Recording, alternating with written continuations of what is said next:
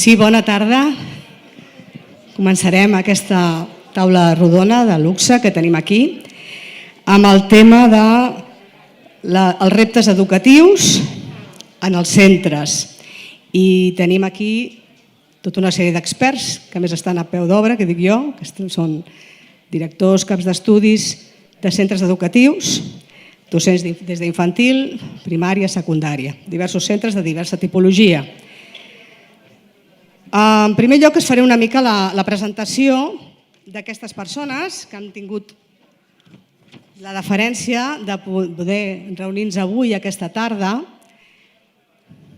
Des de la Societat Catalana de Pedagogia us volem donar les gràcies per ser aquí. Hi ha interès, hi ha ganes de millorar tot el que és la nostra tasca. Doncs mira, començarem. A veure, Ferran Aquilina Vinyals és mestre, està especialitzat en educació infantil per la Universitat de Barcelona, és màster també en ecologia emocional per l'Institut d'Ecologia Emocional de Barcelona. Ha fet formació en el curs de formadors, i ha sigut formador de l'ICE de la Universitat de Barcelona, assessor d'escoles bressol dins de l'equip de la ICE de la Universitat de Barcelona, ha impartit formacions a escoles bressol, municipals, ha participat com a professor de màster d'educació infantil, també, sobretot basant-se en l'assignatura o en l'àrea d'educació emocional, on és un especialista.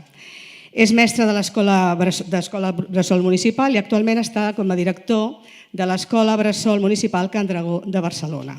Forma part del grup GAIEI, un grup d'aprofundiment en educació infantil, en què es fa palès que aquesta educació infantil ha estat a Catalunya una verdadera font de transformació pedagògica i educativa durant molts anys i dels que molts hem estat aprenent. El següent personatge, perquè són experts, és Mariona, després passo a l'altre. Mariona Genís Vinyals, canviem a una altra àrea, però no per això menys important, és doctora en arquitectura per la Universitat Politècnica de Catalunya, fa recerca sobre transformació pedagògica, espai educatiu i processos en restauració del patrimoni, especialment els que es vinculen a la infància. Investiga en el grup de recerca GREDIX, de Blau, Centre Universitari de Disseny, on és professora de disseny. A nivell docent també és professora d'arquitectura a l'EAR de Reus, de la Universitat Rovira i Virgili. Forma part de l'estudi d'arquitectura Genís Planelles des de l'any 2001, en el que es desenvolupen projectes vinculats al patrimoni i sobretot, i molt especialment, que és el que ens interessa avui, a l'espai educatiu. En la seva intervenció ens parlarà avui sobre la guia que juntament amb el departament van col·laborar per construir i transformar espais en els centres educatius públics de Catalunya, el document que s'anomena Nous aprenentatges, nous espais. Es va presentar la presentada primavera i el procés de redacció de la guia es va fer de forma col·laborativa entre més de 80 experts de diferents àmbits: arquitectura, pedagogia, benestar, gènere, sostenibilitat. Va ser part de l'equip de redacció inicial d'aquesta guia i la seva intervenció té sempre com a objectiu resumir els punts claus.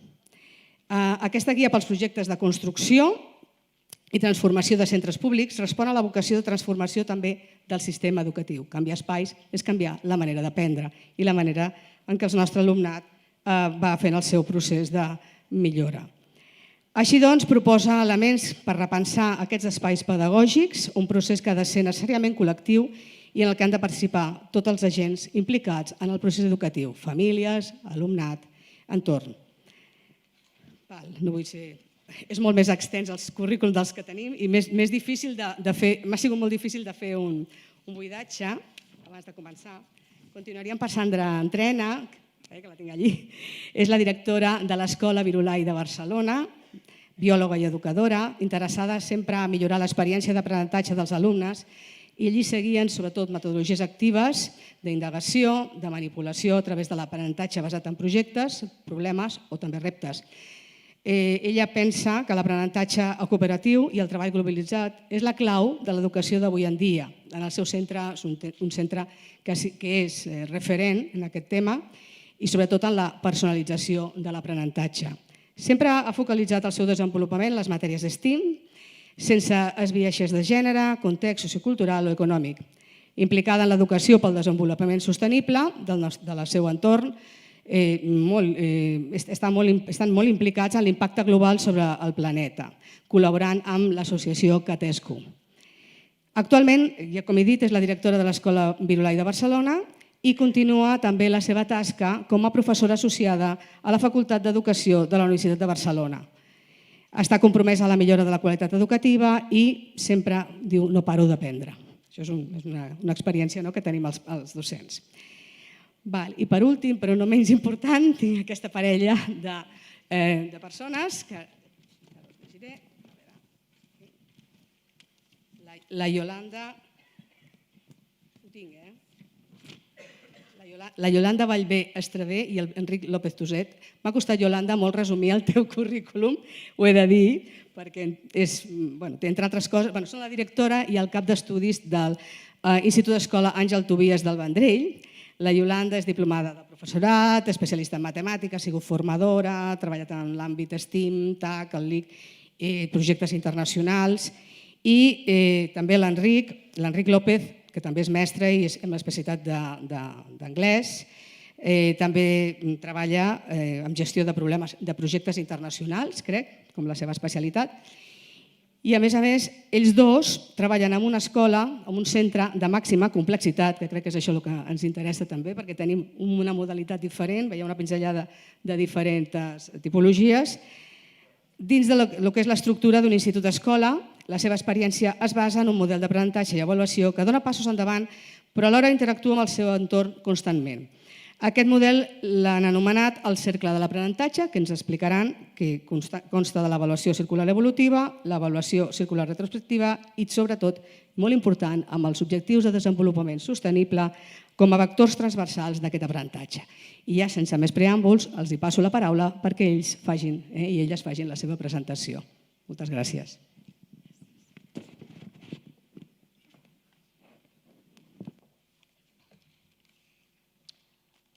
Hola, bona tarda a tots. Sentiu bé?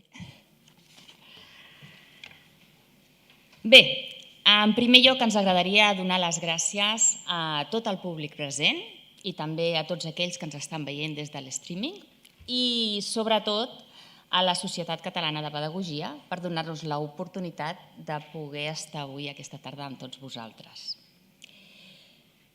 He de dir que faig una mica de memòria històrica. L'Enric i jo ens vam conèixer fa bastants anys ja en un seminari de caps d'estudis. Allí ens vam adonar que compartíem una mateixa visió de l'educació, era una mateixa missió, visió i valors de l'educació, i jo penso que això ens va fer connectar de seguida. Per tant, molts dels temes que tractem normalment són de temes pedagògics. A dia d'avui, en l'actualitat, estem tots dos en el mateix equip directiu, ell com a coordinador pedagògic i jo com a directora. Estem en un centre, un institut escola, que es diu Àngel de Tobias. És un centre públic de màxima, no diria, podem dir alta, màxima, no, és maxíssima complexitat. Perquè estem en una zona del Vendrell molt vulnerable.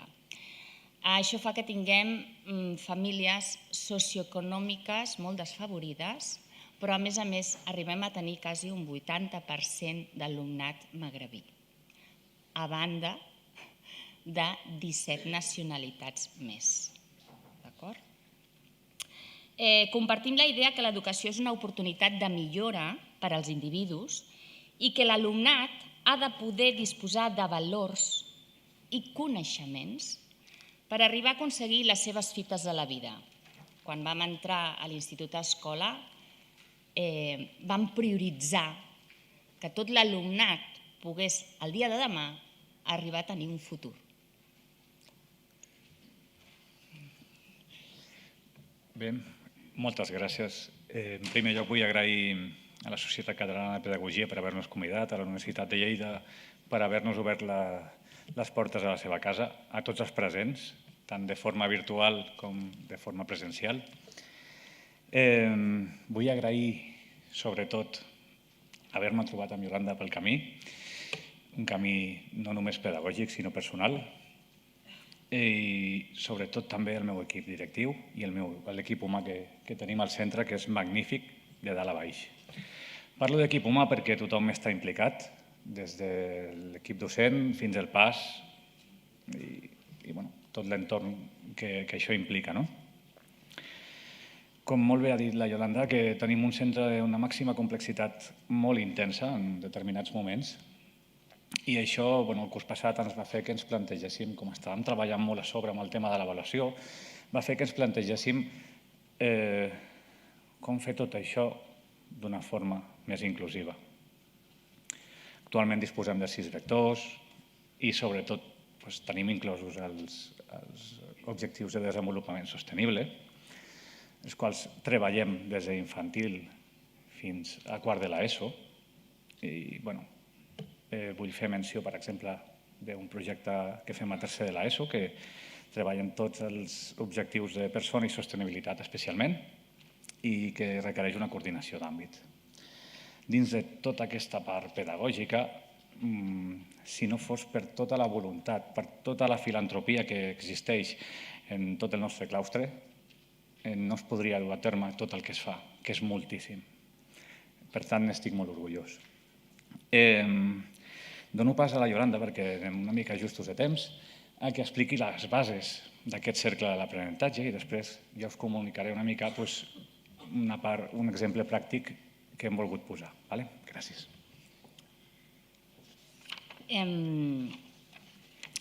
Abans d'iniciar les diapositives,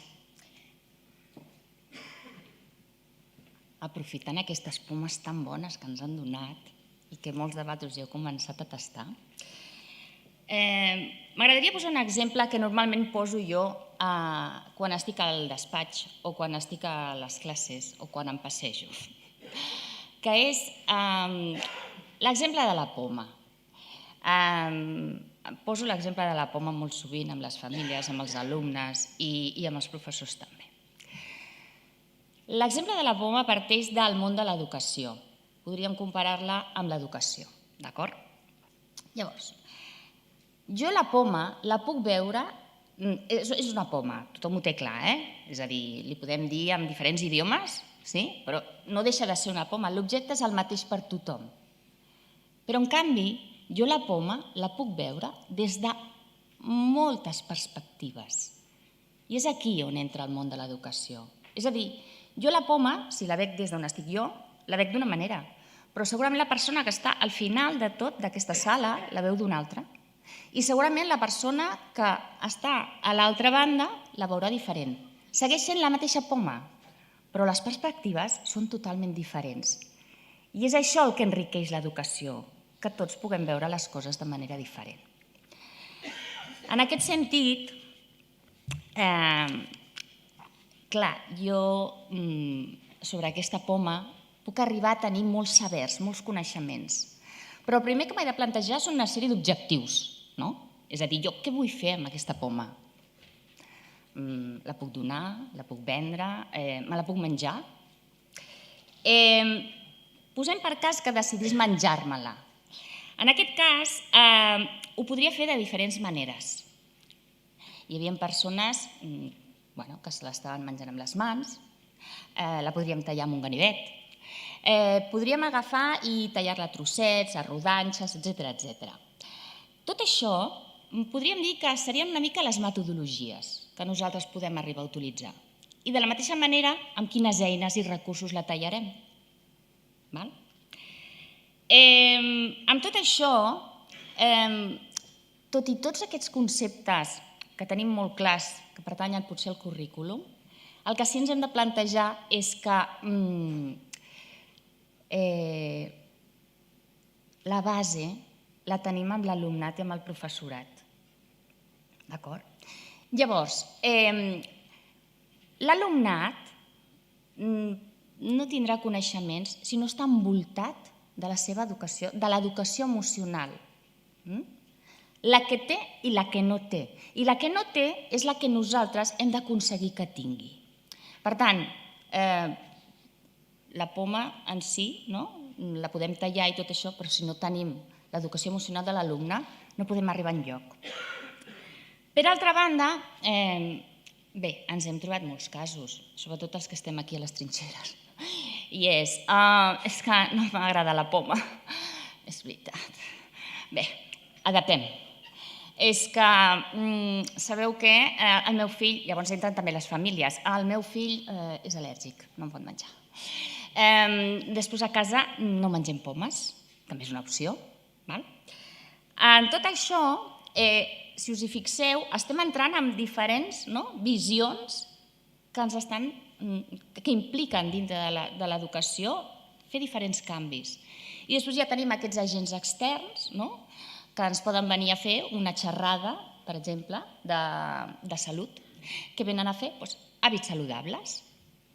Ja tenim un altre complement que li donarem en tots aquests coneixements que tenim els alumnes. I aquí podríem entrar a fer 1000 i una derivacions d'aquesta simple poma, que al final és una cosa molt gran, que és l'educació.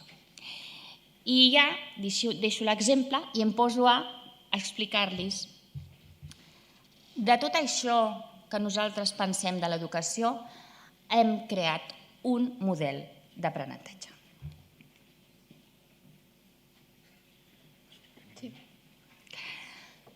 Veuran que és una mica mogut, Sí, és mogut. Però és que l'educació és dinàmica, és àgil, es mou, està contínuament en moviment. És veritat, és un cercle i el cercle roda, però en segons quins moments roda cap a un costat o roda cap a l'altre. Llavors,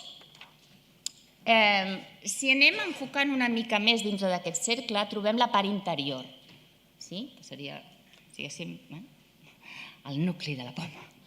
Llavors, a dintre d'aquest nucli, algú es podrà pensar que parla només de l'alumne. No. Algú es podrà pensar que són unes funcions bàsicament del professorat. Doncs tampoc. Aquí dintre estan tots dos, el professorat i l'alumnat, perquè han de compartir tot allò que al final acabarà sent un producte final.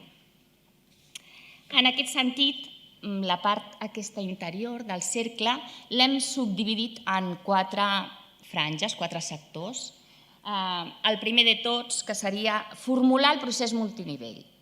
Sí, perquè al final jo he d'acabar pensant què vull fer amb aquesta poma de la que estàvem parlant abans. Què és el que jo vull fer? M'he de plantejar uns objectius, uns sabers, unes competències específiques, ara ja estic parlant, si s'hi fixen, amb el nou currículum, una metodologia, uns recursos, uns criteris d'avaluació, perfecte. Però després me n'he d'anar a establir el procés, perquè encara que jo el tingui una mica dintre del meu cap, jo he d'arribar a la classe i l'he de compartir amb els meus alumnes. I hem de trobar què és el que al final volem fer entre tots.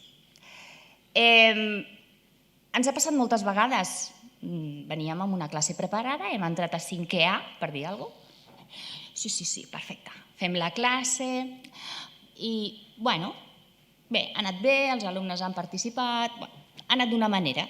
Me'n vaig a la classe de 5è B, que jo em pensava que seria idèntica i resulta que m'ha sortit totalment diferent. Per què?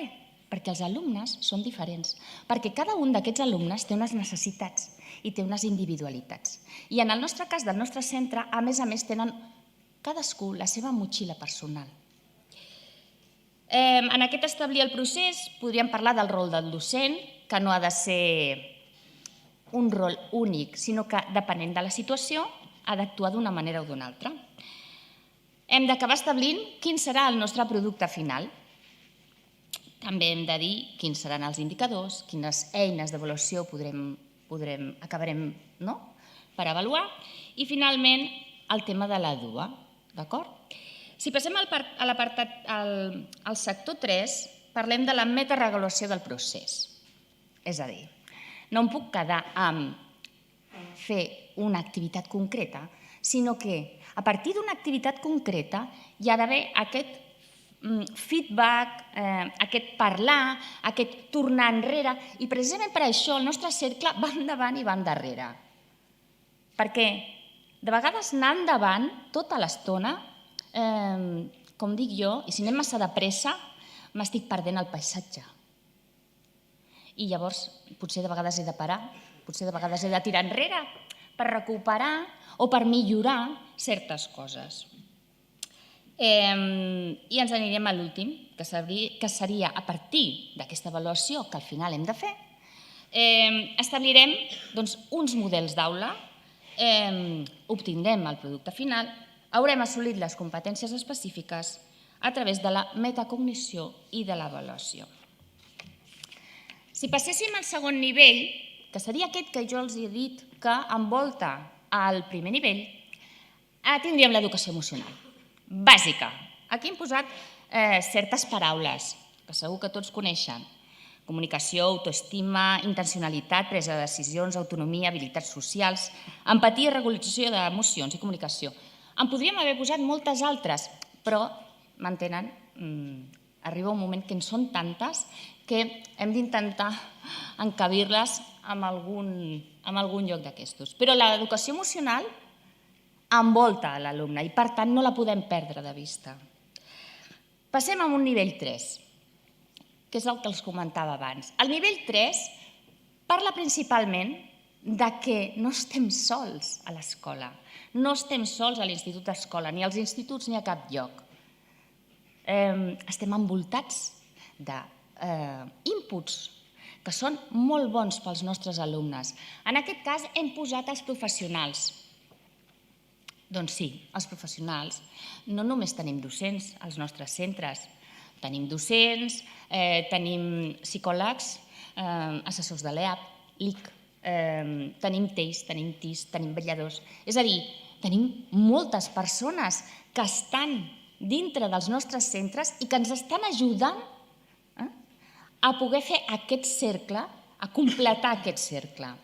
Quan parlem d'alumnat, poden pensar, a veure, Iolanda, ja hem parlat abans de l'alumnat. Sí, clar, evidentment, hem parlat abans de l'alumnat, però no hem parlat de tot l'alumnat.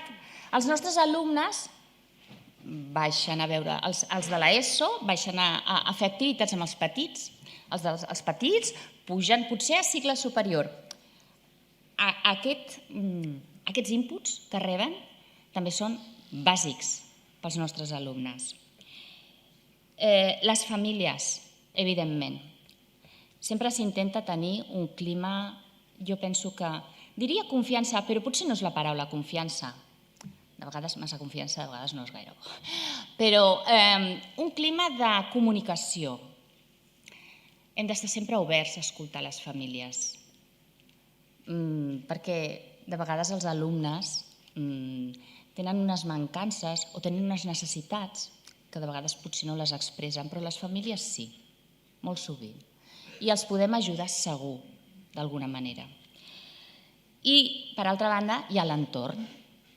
Nosaltres som un centre que fem moltes activitats i molts tallers i moltes xerrades. Ve gent de fora contínuament, perquè pensem que és molt bo pels nostres alumnes que tinguin aquest feedback, aquestes impressions, que la gent de fora els conegui i que ells puguin expressar com són, d'acord? I en principi passaríem a següent nivell. Bé, seguim amb els cercles. Disculpeu els colors, soc daltònic i em costa una mica. Però aquí tenim una rúbrica que manté aquesta filosofia circular. En aquesta rúbrica tenim diferents gradacions de nivell en cada una de les parts. Com veurem més endavant, no només és això, sinó que el procés circular va d'acord amb uns altres nivells, a partir de l'establiment de models que havia comentat abans la Iolanda. En el moment que ens plantegem això, també ens plantegem el paper d'inclusió, d'incloure el docent dins l'aula, que és el guia, és el mentor, pot tenir un munt de papers, però com ens incloem dins d'aquesta diversitat i quin és el nostre paper en tot moment, seguirem una mica més endavant. Partim d'aquesta metàfora de la germinació, que sempre ens ha agradat molt, perquè des que vam arribar a l'Institut d'Escola vam veure germinar i hem vist brots verds molt importants en tot el procés. Per tant, li atribuïm, i l'alumnat així ho identifica ràpidament, un paràmetre més biològic, diguem-ho així, en cada una de les parts. L'alumnat tal com es pot veure, es pot passar d'un nivell a l'altre d'acord necessitat. Llavors, això està desenvolupat amb el treball que ha anat fent l'alumnat des del principi de curs, i ara veurem un exemple més endavant. Des de la base, que es comparteix en tots els nivells, i fins a anar pujant. Ells escullen en quin moment desenvolupen l'acció. Tenen unes bastides de producció, les quals estan acompanyades amb un model de checklist. I aquí tenim dos exemples. I ara us parlaré del cas d'un alumne en concret, no diré el nom, mantinc una mica el tema de privacitat. I ells marquen si s'ha complert o no s'ha complert, i aquí tenim uns nivells pactats amb ells. Si seguim més endavant, tenim el cas d'un alumne que durant 2 anys ha presentat moltes dificultats per l'adquisició de la llengua estrangera. I diuen que l'emoció és la porta de l'aprenentatge. Ja fa molts anys que sentim aquesta frase, però és cert. I jo també m'emociono amb ells molt quan veig la il·lusió en la que fan tot això. En aquest cas, ell s'ha muntat l'estructura d'una expressió escrita en la qual ell ha adaptat la checklist i finalment ha acabat amb una expressió escrita. Clar, teòricament ell estava en la base. Ell va decidir plantejar-se ja un nivell 3 d'inici i ha treballat duríssim per assolir-ho, repetint patrons, treballant moltíssim el vocabulari. Hi ha hagut molta comunicació també amb la família. De fet, en un dels moments el nen, el feedback més important que vaig rebre va ser el seu somriure i quan es va abraçar en el seu company en el moment d'acabar aquesta redacció. I resulta que és significatiu perquè ens representa molt l'esperit de lluita que tenim en el nostre centre en tots els àmbits. No hem plantejat un procés més global, més globalitzat, perquè suposaria molt més temps d'explicació i, per tant, hem decidit anar a una activitat en concret. I amb tot, moltes gràcies.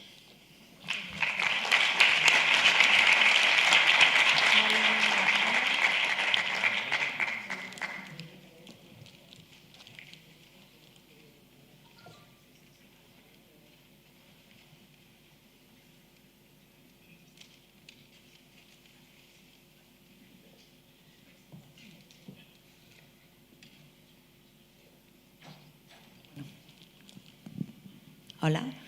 He de demanar disculpes perquè al llarg del dia he anat perdent la veu, però no ha estat de parlar avui, de veritat que no. Jo crec que em va millor parlar que no estar callada. Sí, som mestres, llavors, això. Soc la Sandra, soc la directora de l'Escola Virolai i us venia a presentar una miqueta també i a parlar per generar, si ens dona temps, una miqueta de debat. Aniré una miqueta ràpid perquè anem molt justos i potser em salto alguna coseta, però amb aquesta idea de veure quins eren els reptes, els reptes futurs en els centres educatius. Nosaltres som una escola concertada de Barcelona, estem dividides en 4 edificis. L'escola Virolai, que és les vistes que teníem des de la foto que us he ensenyat abans, és Virolai Escola, està just davant del Parc Güell i després a sobre. I a la porta tenim el Reina Elisenda de Virolai i Virolai Petit i Virolai Grimm, que són escoles d'infantil. En total som una escola gran, de 1.400 al voltant, més o menys, alumnes, i tenim també graus formatius. Quan ens vam plantejar aquesta pregunta de quins eren els reptes del futur en els centres educatius, vaig estar pensant a veure com podia organitzar per fer aquesta miniponència i clar, és que arriba un moment que quins són els reptes futurs? És que aquesta potser no és la pregunta més adequada perquè el futur, una mica per definició, doncs no el sabem. Per tant, crec que la pregunta havia de ser formulada de quins són els reptes actuals per tal de poder enfrontar el futur. Llavors, això cobra molt més sentit en els centres educatius perquè precisament nosaltres estem preparant el nostre alumnat per tal de que visqui en aquest futur. Nosaltres viurem en aquest futur ells viuran en aquest futur i els que vinguin també viuran en aquell futur. Per tant, crec que el plantejament, el que hem de fer avui en dia és quin repte tenim ara perquè això sigui possible. Llavors, què ens plantejàvem des de l'Escola Virolai? Doncs el tema de potenciar o formar o desenvolupar els valors en el nostre alumnat, les habilitats del nostre alumnat i el potencial del nostre alumnat. Intentar arribar o que assoleixin el màxim potencial que sigui possible i sempre des de la personalització, des del seu propi aprenentatge, punt de partida, etc. Però això portava una mica a aquesta contrapartida si ens estem amb l'alumnat al centre, que és puntal i diferencial de la nostra escola, hi ha un punt que hem de trobar aquest equilibri, que és com nosaltres com a organització, com a centre educatiu, funcionem o treballem perquè s'equilibri aquesta balança i que realment no hi hagi perill de que caigui. Aquesta gestió del canvi, que ara després ho mirem i és on centraré la meva xerrada, la part de lideratge, com liderem tot això i com fem tot això però centrats llavors en la millora, de manera que centrats en l'alumnat però per la millora. Nosaltres també fent el símil, tant la directora anterior com jo som biòlogues, però ja veiem que és un recurs que ens agrada molt, en realitat a l'educació, de fer aquest símil amb el desenvolupament dels vegetals i per tant mirar aquestes branques, aquest potencial d'aprenentatge, de quina manera la podem assolir? Doncs sempre fonamentats des de la base, amb aquests valors que veureu que molts en comuns estaven, en el cas de la Yolanda i l'Enric, posats com a aquesta educació emocional, després aquest tronc per donar aquestes eines, aquestes competències, aquestes habilitats i finalment assolir aquest potencial d'aprenentatge. Llavors aquests valors, des de l'Escola Virolai, quins són els que ens hem plantejat i que estaven marcats en el nostre projecte educatiu des de fa 160 anys gairebé? Doncs aquesta creativitat, la resiliència, l'empatia, el compromís en el futur. M'ha encantat, quan després fem preguntes buscava per reorganitzar aquesta xerrada, que estigués a més aquí en aquest punt central, penso que és significatiu, aquesta tenacitat i l'autosuperació. Això pot quedar molt bonic, però quines són les habilitats que realment hem de potenciar per poder viure en aquest futur?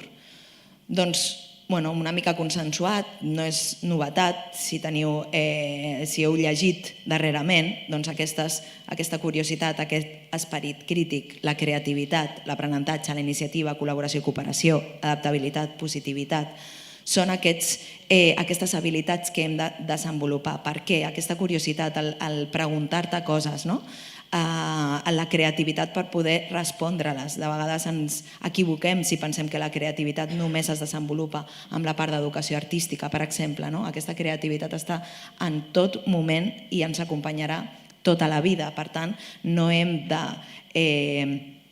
de defugir d'ella, sinó que al contrari hem de potenciar-la i en tots els àmbits. Aquest aprenentatge constant, no aprenentatge posat aquí com que hem d'aprendre perquè estem a l'escola, òbviament, però el que hem de ser capaços és de donar capacitats perquè continuem aprenent al llarg de tota la vida. Tenir aquesta iniciativa, aquesta capacitat emprenedora, aquesta iniciativa però des d'aquesta perspectiva, aquesta col·laboració i cooperació, perquè no som ara mateix, no som ningú si no tenim un equip, si no anem treballant en comunitat i buscant també el bé comú, no només el bé individual. I aquesta adaptabilitat, que és bàsica, perquè si no, aquí sí que ja s'acaba tot, si no som capaços de saber com serà el futur, el primer que hem de ser és ser adaptables. I positivitat.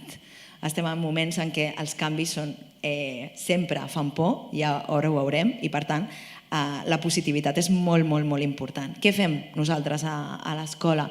Detallo 3 cosetes. Per exemple, totes les competències comunicatives, és molt important, però no només hi ha a nivell del llenguatge oral o escrit, sinó tots els llenguatges que podem tenir, aquest llenguatge d'entendre, comprendre les emocions, per exemple, llenguatge digital, per tal de poder programar, entendre també una lògica matemàtica que pugui haver darrere d'un llenguatge o d'una comunicació, a l'aprendre a resoldre problemes reals, que això també enganxa amb tema de motivació, i també punts importantíssims com que aquesta tecnologia, per exemple, sigui un mitjà, no sigui el propòsit, sinó que ha de ser el mitjà. El propòsit ha de ser totalment diferent, no la pròpia tecnologia com a tal. Llavors aquí la gestió del canvi és el que fa una mica trontollar, perquè en realitat aquests canvis haurien d'estar vistos no com a canvis perquè sí, sinó que anem a buscar una transformació per a la millora. El ser capaços de veure que la nostra escola vol canviar, no perquè les altres escoles estiguin canviant, no perquè ara estigui de moda canviar i perquè si no dius que estàs en processos de canvi t'estàs quedant enrere, sinó perquè realment sigui la pròpia escola la que se n'adona que necessita fer un procés de canvi. Llavors, en aquest moment, el que s'estarà produint serà una transformació. I, òbviament, aquesta transformació tampoc ha de ser canviem perquè canviem, a aquells els ha funcionat, doncs anem a fer-ho, anem a aplicar això perquè és innovador, sinó que anem a fer-ho perquè a la nostra escola produirà una millora. Com ho fem? Nosaltres, això et saltarà una miqueta, però la idea de poder planificar tot aquest procés d'implementació de canvis. Fer una prospectiva, planificar-la bé, implementar-la i després avaluar-la. La xerrada que hem sentit abans parlava totalment d'aquesta part més final, però que és que no té sentit si en un procés no podem fer tota aquesta volta. Llavors, en aquesta perspectiva, el ser capaços de veure cap a on volem anar. Aquí, què necessitem? Necessitem informació, necessitem estar al dia, necessitem veure, necessitem contrastar, fer formació, fer contrast, discutir entre nosaltres, generar discussions pedagògiques que hi hagin al darrere d'això, perquè som una escola, i planificar-ho. Un cop hem tingut aquest debat, decidim cap a on volem anar i planifiquem com ho farem. Per fer-ho, importantíssim, per nosaltres, la millor organització és fer-ho a través de plans estratègics. Moltíssimes escoles treballen així i d'altres que treballen amb altres maneres de fer-ho, però hem de tenir un pla. Aquest pla després s'ha de seguir i si no es segueix no passa res, però hem de tenir-lo sempre en ment per tal de reorientar-lo i canviar si cal. A més, hem de saber amb quines fitxes juguem la partida, amb quines cartes. Hem d'analitzar l'equip, hem de saber aquest equip que farà tot aquest canvi, que promourà aquesta transformació, quines característiques té, com és, perquè a partir d'aquí també podrem establir un estil de lideratge que realment promogui, faciliti que tot el que hem fet en prospectiva passi. D'aquesta manera, passem, sobretot, aquest lideratge de l'equip, que hem d'aconseguir aquesta implicació de tot l'equip. I la gestió ha de ser una gestió excel·lent. Què entenem per aquesta gestió excel·lent?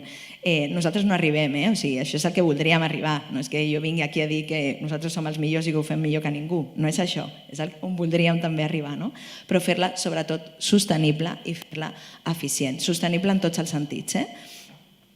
Treballem en plans estratègics des de fa moltíssims anys, ara estem immersos en un d'avançar la personalització d'aprenentatge i la implementació també té el seu anàlisi per decidir quan implementes, quina formació necessites o què és el que no saps, el que és el que no tens i com hem de donar recolzament a l'equip perquè tot això tiri endavant, com avaluarem això i realment després tenir aquest reconeixement de les bones pràctiques i poder decidir si aquest canvi realment l'implementem a gran escala. El poder començar a petita escala és un avantatge que realment és molt afavoridor.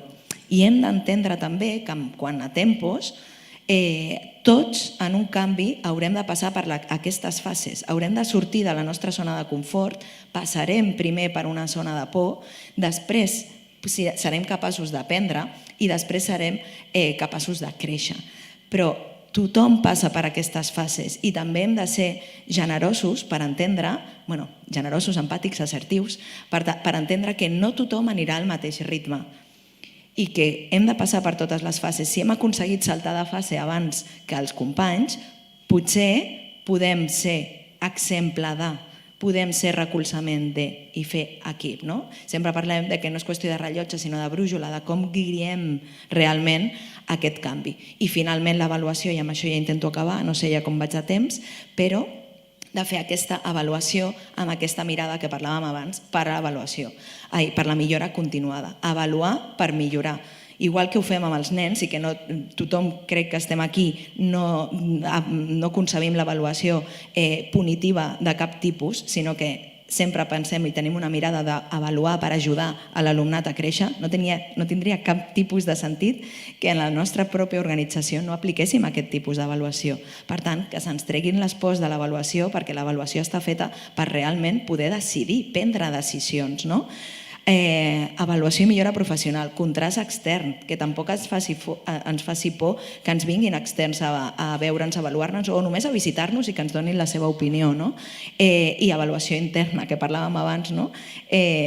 Clau, l'avaluació interna és el motor de tot això i a partir d'aquí tenim sistemes de recull, quadres de comandament integrals, reculls d'indicadors, bases de dades, estupendo. Però analitzem, avaluem i decidim, no? Al final, la cultura de centre com a avaluació, o sigui, l'avaluació, perdó, com a cultura de centre és el que fa que moltes d'aquestes coses rutllin, perquè si no al final et mous per intuïció i de temporada que moure't per intuïcions va molt bé, però fonamentar amb evidències al final et dona la clau una miqueta d'això, no? Si al final el que volem és millorar nosaltres com a professionals, però perquè tindrà una implicació directa amb el nostre alumnat. A l'Escola Virolai nosaltres, doncs aquesta avaluació, això que parlava el Xavier Xavarria, supera el dia. Nosaltres tenim avaluació, projectes personals, cada docent vinculat amb el pla estratègic i amb el projecte educatiu anual i a partir d'aquí decidim quins són els objectius, fem entrevistes, avaluació 360, entrevistes cada trimestre, tothom ens avalua o ens avaluem entre nosaltres, no avaluem tots a tots perquè són molts ara ja, però sí que rebem avaluació de molta gent i a partir d'aquí establim objectius de millora per al curs que ve. Fem entrevistes a més de... aprofitem codocències, però fomentem l'observació dins de l'aula, que tu puguis dir-li a un company «Ei, vine, que mira que estic aplicant això, i estic orgullós, o estic mirant aquest canvi, no estic segur si ho estic fent bé, pots venir a mirar a veure què observes tu?» Doncs també obrir, tenir la capacitat d'obrir, al final és el que ens dona aquesta millora esperada. I ja està, i que hem de continuar, que al final això és només una roda i després d'avaluar doncs tornem a fer prospectiva i continuem avançant. Ja està, moltes gràcies.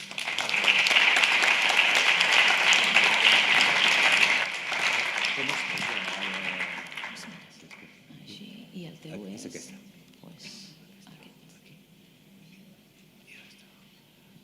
Vols el micro?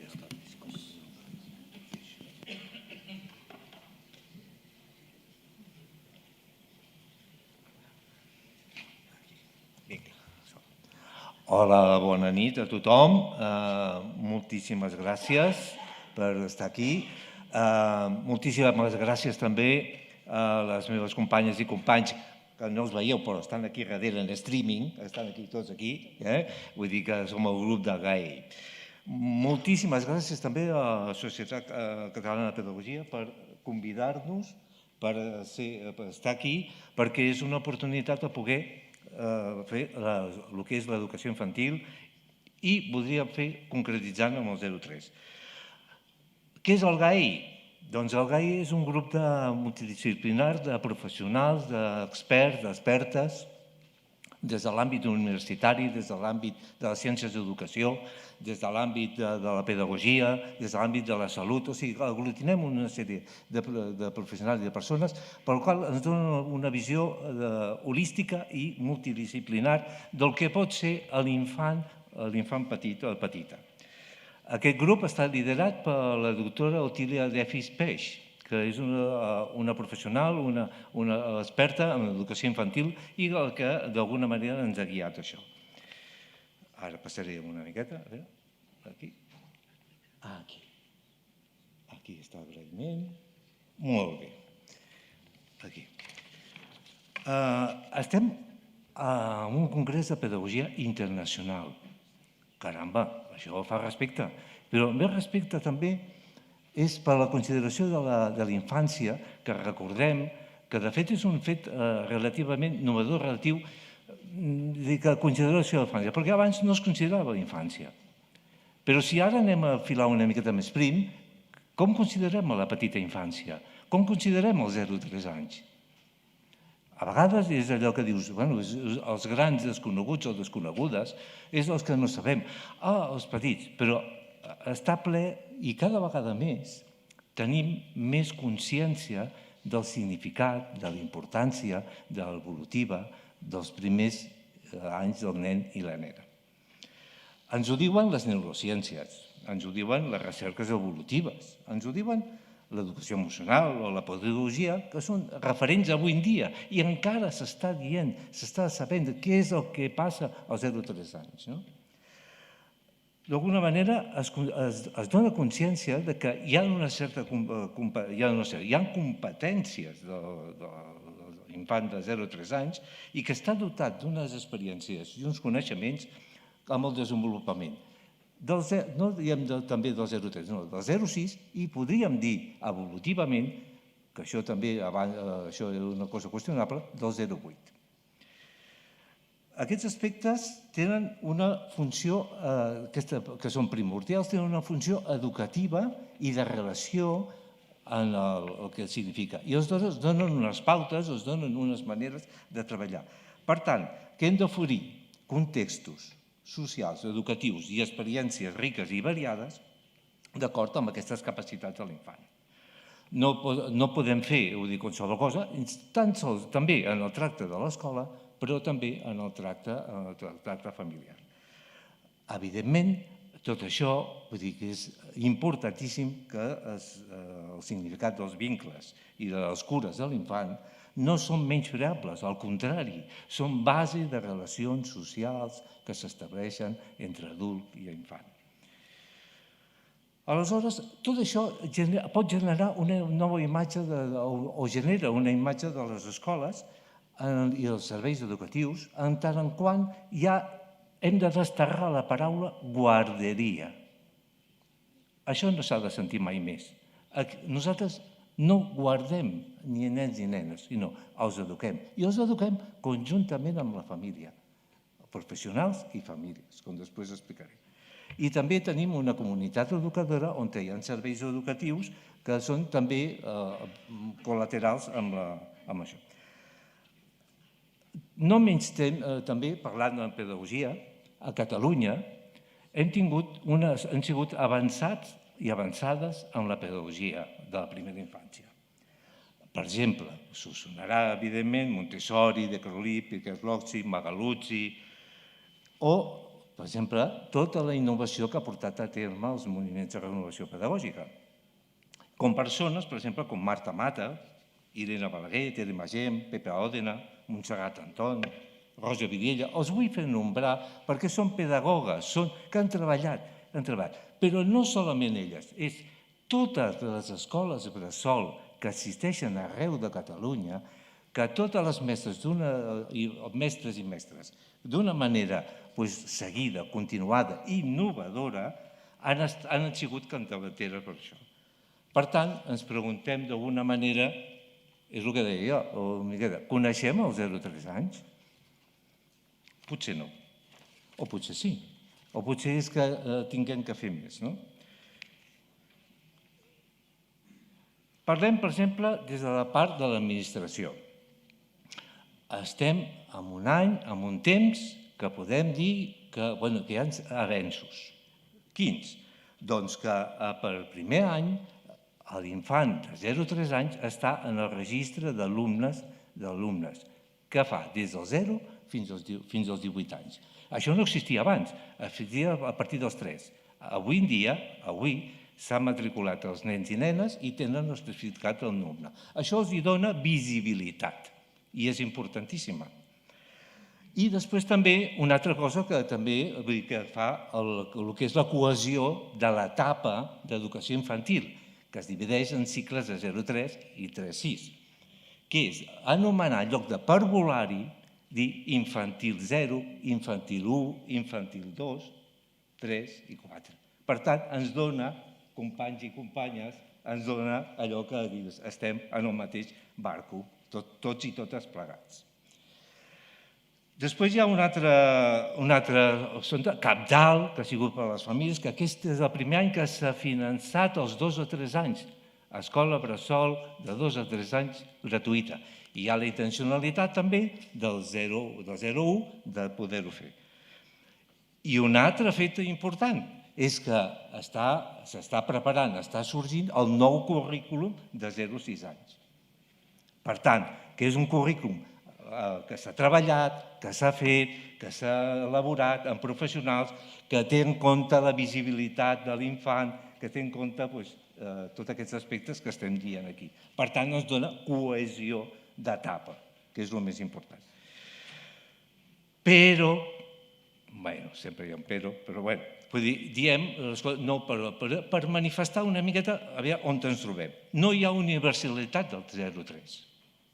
Vull dir, actualment estem en un 30%, i això és una xifra una miqueta optimista, de població infantil que pot accedir a això. Tothom, tots els nens i nenes han d'accedir? No.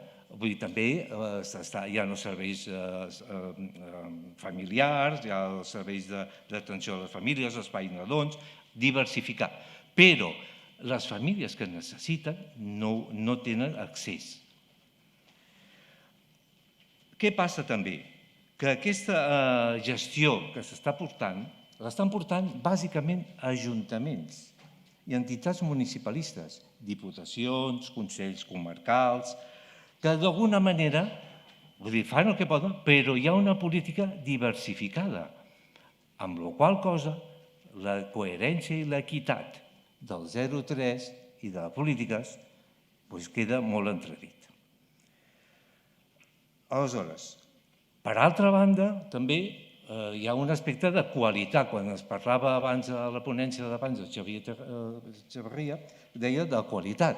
Parlem també de qualitat del que és la consideració de mestre i també del nombre d'infants que ha de ser a les escoles. No resulta gaire coherent que en el P3 es baixi la ràtio i a l'escola bressol de 0 a 3 anys hi hagi 8 nadons, 13 d'1 a 2 anys i 20 de 2 a 3 anys. No qualla això. Per tant, és una cosa també a reflexionar i a parlar, com podem estructurar això. D'alguna manera, aquesta planificació educativa, el síndic de Greuges, si veieu la documentació que ha fet sobre tot això, ho ha plantejat que cal una reforma integral. I això van tenir oportunitat i penseu que és una línia de treball que s'hauria de fer. És que l'any 2004 es va fer la llei de creació d'escoles bressol de qualitat que no va quallar. I aleshores, després va venir el manca de finançament, però que no va quallar i es va traslladar als ajuntaments. Llavors, si existís aquesta llei de qualitat, si existís aquesta coherència amb una gestió municipal, doncs la cosa seria diferent. Aleshores, hi hauria planificació, hi hauria, sobretot, atenció dels serveis educatius col·laterals que ara no poden accedir fins i tot els nens i nenes que van a l'escola bressol. O sigui, els que no van, són els serveis de suport psicopedagògic, els socials, els de salut, els de benestar. Sí, 5 minuts. Aleshores, tot això crea expectatives. Aleshores, d'alguna manera, de què parlem quan parlem de les famílies? Nosaltres, precisament, a l'escola bressol, considereu que rebem per primera vegada a la família i a l'infant. I aleshores, això és molt significatiu. I la varietat de famílies que tenim és producte també d'aquesta societat.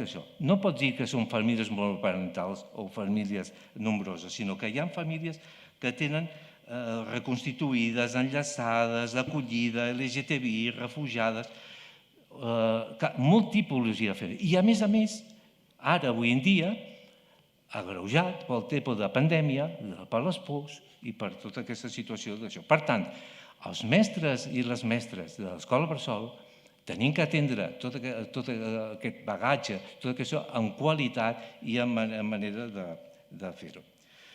Què es podria fer davant d'aquesta situació? Un pla integral que és tot imprescindible, és el que estava dient. No podem actuar d'una manera aïllada uns ajuntaments nosaltres. Aquí a Lleida està fent molt treball, a Vic també, a Barcelona també, a Terrassa també estan fent. Però cada un i cada un aspecte estan treballant de forma dissociada. I aleshores això no pot ser, perquè aleshores això no crea una coherència, no crea equitat, no crea solidaritat. Un infant no pot ser que estigui d'una manera atès amb una població i una altra. Per tant, necessitem, els professionals, necessitem, per fer aquesta coherència de treball, doncs aquesta situació.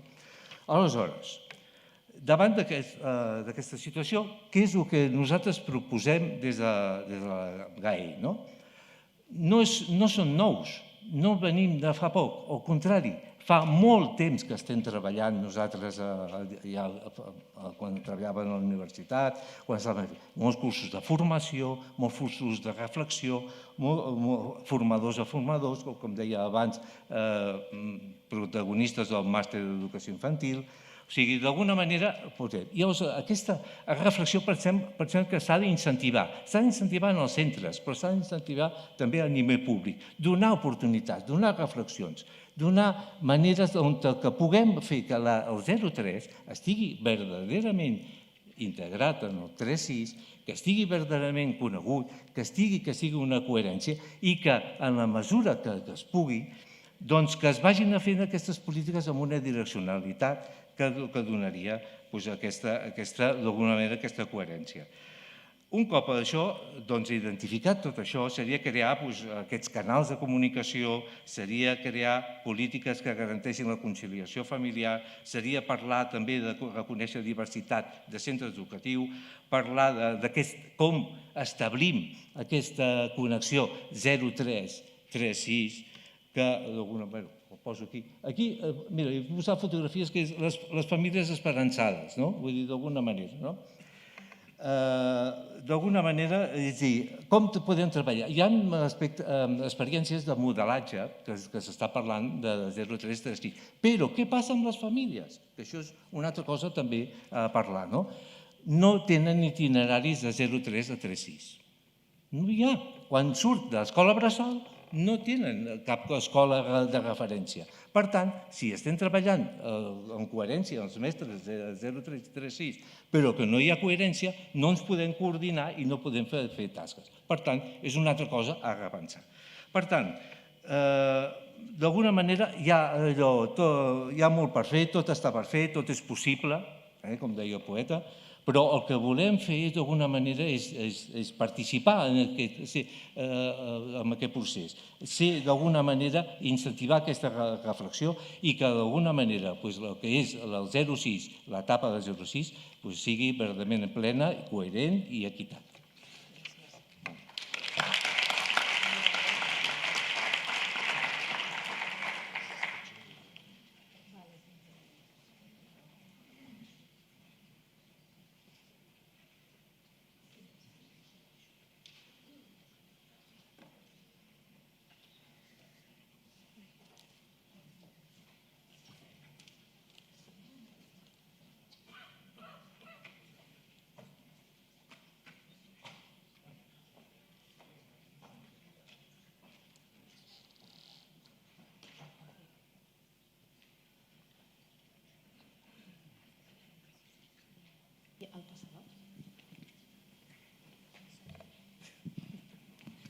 Estic en temps negatiu, no? És així. No passa res. A més, si hi ha gent que agafa el tren, o sigui que velocitat agraïdíssima, encantada que introduïu l'arquitectura en la pedagogia. Per tant, començo parlant d'aquesta guia, que com que Rosa, tu ja l'has avançat. Jo vaig formar part, això és un procés molt llarg, vaig formar part durant un temps, conjuntament amb en Jordi Vivancos. Jordi, podries venir aquí amb mi, si volguessis. I per tant us explicaré molt ràpidament l'experiència de fer-la. Però abans de començar, començo per les prèvies. No hi ha cap espai que sigui neutre, però si n'hi ha un que no ho és especialment és l'espai educatiu, és l'espai de la infància en general, no només l'escola, les ciutats, els barris, l'espai que ocupa la infància.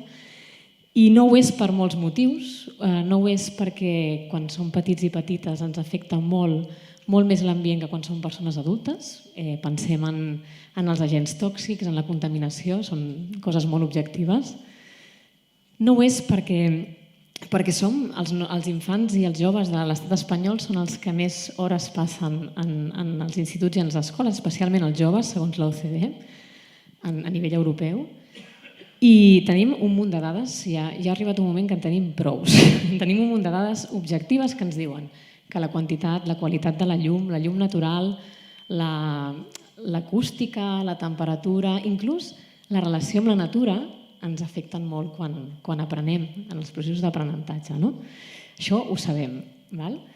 És molt objectiu, però quan realment l'arquitectura esdevé un catalitzador és quan està pensada en diàleg i en relació i de manera coherent amb la mirada pedagògica. De fet, si tingués més temps, podríem parlar de com estem en aquest espai, quines són les relacions jeràrquiques o de diàleg que s'estableixen en aquest comparat amb un altre. No tenim aquest temps. Llavors, senzillament entendre que aquest catalitzador passa per entendre que la pedagogia està primer que l'arquitectura. Aquí és fàcil, sou quasi tots mestres, pedagogs, gent que treballa des de l'educació. Quan dic això davant dels arquitectes salten totes les guspires del món, perquè realment, i d'una manera molt desconcertant, no sempre s'ha planificat així. Primer hi ha aquesta mirada pedagògica. A més, l'espai educatiu és fascinant perquè aquesta mirada pedagògica canvia molt, canvia constantment, evoluciona, com deia la Sandra, aquest procés de millora. I a més, ha de ser així. Inclús és bo que hi hagin canvis de paradigmes. Per tant, a més d'estar després de la pedagogia, l'espai educatiu ha de ser flexible i adaptable, ha d'estar acompanyant la pedagogia. Sembla molt obvi, però nosaltres, i ara vaig molt al gra, el nostre marc, el nostre procés de fer espai educatiu, des dels anys 80, no m'estiro més enrere, des dels anys 80 fins al 2019, ens oferia aquestes oportunitats. Aquest és el document que nosaltres, els arquitectes, les arquitectes, teníem per fer espai educatiu. Era un document que ens prescrivia l'espai que havíem de dissenyar. Ens el prescrivia d'una manera violenta, perquè ens el dibuixava, que és la nostra eina de representació. La imatge que us poso, que és aquest quadre fantàstic d'en Peter Tilberg, Seràs profitós, petit amic meu. És una imatge que en podríem trobar moltes, però fixeu-vos que l'aula que dibuixa és una aula en la que es transmet el coneixement, que és certament una manera d'aprendre, és una de les maneres d'aprendre. És aquesta aula la que nosaltres ens oferien des de l'arquitectura per dissenyar centres educatius. Vaig directe al gra. Això fa temps que molta gent estàvem en crisi amb aquest document que era la guia de criteris per fer centres educatius a Catalunya. Hi havia molta crisi des de la pedagogia i des de l'arquitectura, més de la pedagogia que de l'arquitectura. I afortunadament l'any 2019 ens vam posar en marxa gent del Col·legi d'Arquitectes i del Departament d'Educació per canviar aquest document guia. Canviar aquest document guia era un repte. Era un repte perquè no era canviar una literatura, que també, era sobretot canviar un procés, una manera de fer i sobretot un marc mental. El 99,9% dels equips d'arquitectura que afrontaven el repte de construir o transformar una escola ho feien pensant que això era la norma.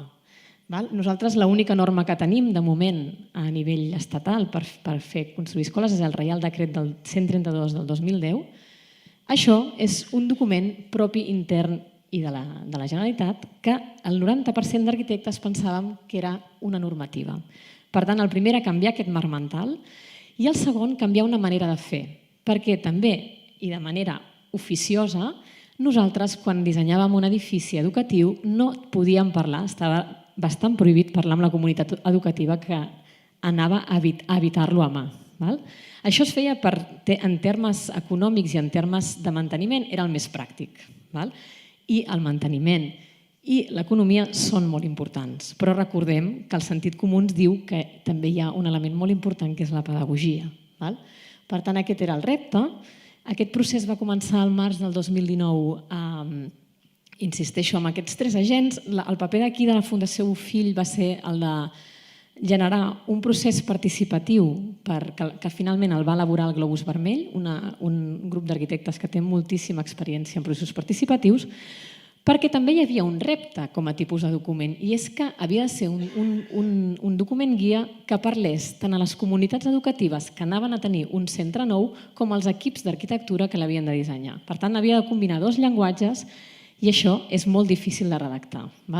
Vam començar amb una primera sessió que havia de ser d'unes 80 persones en les que havien de barrejar-se arquitectes i docents per veure quins eren els reptes de fer edificis educatius amb aquest nou procés, i es van apuntar 600 persones. Vam haver de sortir de la nostra localització original, que era el Col·legi d'Arquitectes, i vam haver d'anar al Paranimf de la Universitat de Barcelona.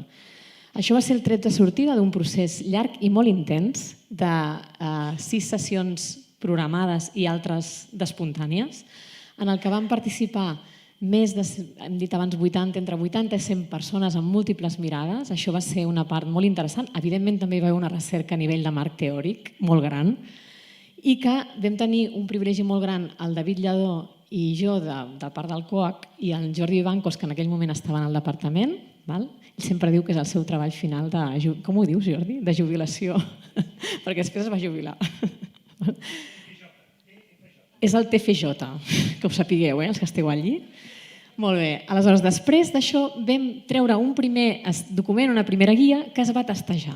S'havia de testejar durant uns mesos i va venir una pandèmia i es va testejar durant 3 anys gairebé. I finalment es va publicar a la primavera d'aquest últim any. La part final del redactat no la vam elaborar nosaltres. De fet, aquest és un dels valors d'aquest document. Jo penso, crec, que no té una autoria clara. L'hem fet entre molta gent. I vaig al gra. Quin tipus de document és? No és una normativa, no regula aquesta desactivació del marc mental. És un document que no vol estar escrit i fixe durant 40 anys més. La idea és que a base d'anar fent processos de transformació de centres es vagi modificant. És un document que parla a comunitats educatives i arquitectes, això ja ho he dit, i que busca no definir un únic tipus d'escola, busca donar peu a molts diàlegs diferents. Per tant, és un document que acompanya, que ofereix orientacions, que està basat en una àmplia participació i en el que cada escola està caracteritzada pel seu projecte educatiu i pel seu propi context. Té 7 parts, el porto aquí en físic, però el valor d'aquest document és que sigui digital, perquè si és digital és molt més àgil de canviar. Els 3 primers capítols es poden llegir seguits, són introductoris i fonamenten la resta. Però la gràcia també és que els 4 últims els utilitzes quan els necessites, són processuals. El primer és introductori, no us l'explicaré. El segon l'hauria d'explicar el Jordi perquè és la mirada pedagògica i, a més, és importantíssim que sigui el segon, que vagi abans de l'arquitectura, i va molt dirigit a explicar a aquests equips d'arquitectura la importància de la pedagogia en l'espai, aquest context pedagògic, aquesta relació entre psicologia i arquitectura, fer-la aflorar, fer-la coherent amb l'espai educatiu. I, finalment, vincular-la amb el tema digital, que també, imagineu-vos, això era abans de la pandèmia, quantes voltes encara se li han de donar aquí, moltes. El tercer capítol, que també és com fonamental, parla d'arquitectura a les comunitats educatives. I en aquest document, en aquest capítol, disculpeu, hi ha el punt més important del document, que és el document pedagògic d'espais. El document pedagògic d'espais és el que la comunitat ens demana als arquitectes que necessita. I es fa després d'haver consultat la resta de capítols, el 4, el 5, el 6 i el 7. I es fa participativament, ara us explicaré com, i es fa vinculat al projecte educatiu de centre, necessàriament, i s'ha de fer així. També incorpora el futur, aquests creixements, aquestes modificacions. Això és un missatge més cap als arquitectes. Aquest és un punt molt fort d'aquest document, que és que aclareix finalment el que ve del Real Decret i el que no. Això abans era una nebulosa, ens ho marca, ens ho identifica amb colors i parla de coses com que aquesta famosa pista de futbol de ciment que fins a aquest moment era obligatori que tots els centres tinguessin, en aquest document queda molt clar que només ha de ser una reserva d'espai. Afina aquest tipus de coses que permeten obrir el programa funcional d'un centre. Finalment, els capítols 4 i 5 són segurament la gran novetat també d'aquest document, que és que jo dic sempre, amb aquest document hem desactivat moltes obligacions, però n'hem generat una de nova i molt important, que és que s'ha de dialogar, s'ha de participar. És l'únic que és obligatori de veritat, a part del que diu el Reial Decret. I en aquí cal que s'involucri la comunitat educativa, infants, claustre, personal que treballa a l'escola, famílies, barri, ajuntaments, institucions. I vaig més al gra. I finalment, perdoneu, són 2 capítols perquè n'hi ha un per centres nous i un per centres existents que s'han de transformar. Finalment, hi ha 2 capítols de consulta. Aquest és especialment important, és l'abecedari d'espais. Nosaltres volíem desjerarquitzar l'espai. Tant en el Real Decret com en la guia que teníem, el lloc important de l'escola és l'aula, és el lloc on s'aprèn. Inclús és el lloc que ens feien aïllar acústicament els arquitectes, la resta no era important. Nosaltres amb aquest abecedari el que hem volgut és desmuntar aquesta jerarquia i explicar tots els possibles espais que ens poden sorgir en una escola. De fet, la primera paraula és àgora, no és aula, perquè s'endreça alfabèticament. També en aquest capítol es parla d'elements transversals que afecten l'arquitectura i la pedagogia, com temes de gènere, temes d'assetjament, temes de memòria històrica, i són aspectes que convidem a les comunitats educatives i als equips d'arquitectura que reflexionin en el moment de fer el projecte. I finalment, i acabo amb això, amb la bibliografia, que és una bibliografia que recull tota aquesta recerca que es va fer en el moment de redactar el document, però que també incorpora un enllaç a una eina que sosté el Col·legi d'Arquitectes, que manté el Col·legi d'Arquitectes, que és una caixa d'eines en la que intentem actualitzar recursos que poden servir tant a comunitats educatives com a equips d'arquitectura que es posin a dissenyar.